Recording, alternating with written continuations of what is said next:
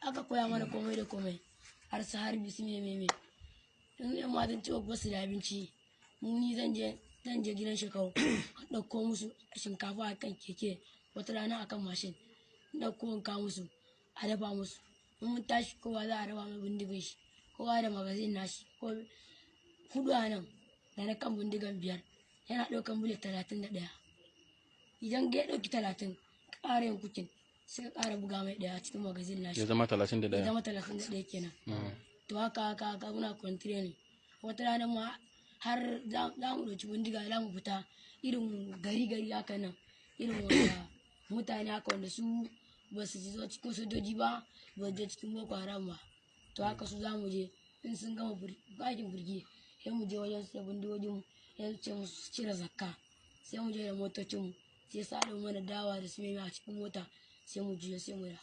akwai lokacin da za mu tsaye daga kwalta sojoji suka kawo mana hari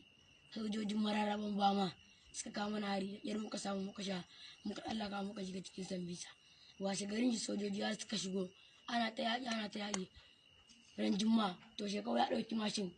da escort nashi da su juya da su shiga cikin zai su kawo kayan yaƙi sai jirgi yana yawo a saman ya yi ƙasa har ya wurga bom ya kakkarya wa an su kafa wa an sun ji ciwo sai shekau ya karya kafa kuma sai aka ce mana mi baya ya kare kafa aka ce mana intiham mi baya intiham withdraw kenan shine intiham mi baya a ja da baya sai an je da ta komai za a ƙara shiga to kowa ya ja baya yan matan ciwo kuma mu ɗin mu da abokai na sai mu ɗaya ko mu ma ɗaya ni da su sai muka sa yan matan ciwo a gaba biyu a baya biyu a gaba biyu a baya kuna isko nasu mu masu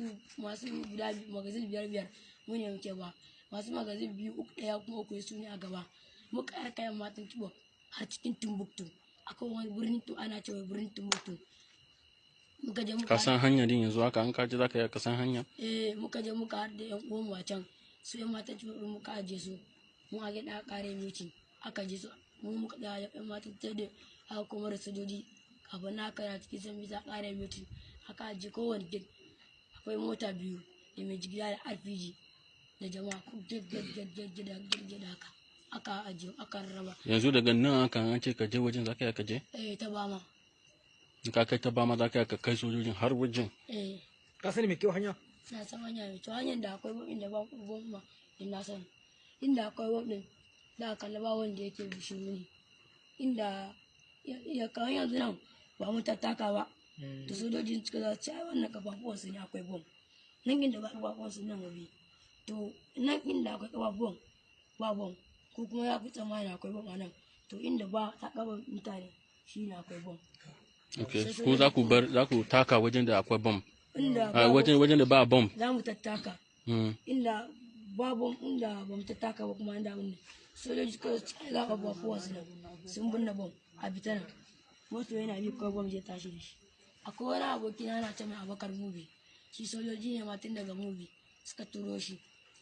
ya zo cikin Sambisa idan aka je aka binne bom sai ya je ya kari ganya ya daura sai ya zuwa wajen mai sai raba igiyan idan aka binne bom a nan wajen ba an binne bom a nan ba to za a ja igiyan za a waina igiyan a kashi nan kai kana tsammanin ba igiyan tana nan ba ka kalla ya sha nan ba kai kana tsammani bom ya nan kai ka kalla kai kana kan kunce wannan to igiyan tana taba wannan iyayen nan mutum zai tashi da gaba da zai kwanje mu da idan ka taba wannan a idan ka zo ka kalla wannan da baƙin mai a kai an raba igiyan haka suke bakin su kamar zai haɗu kana zuwa kana taɓa karen bakin ya haɗuwa zai wargaje to sanu yayi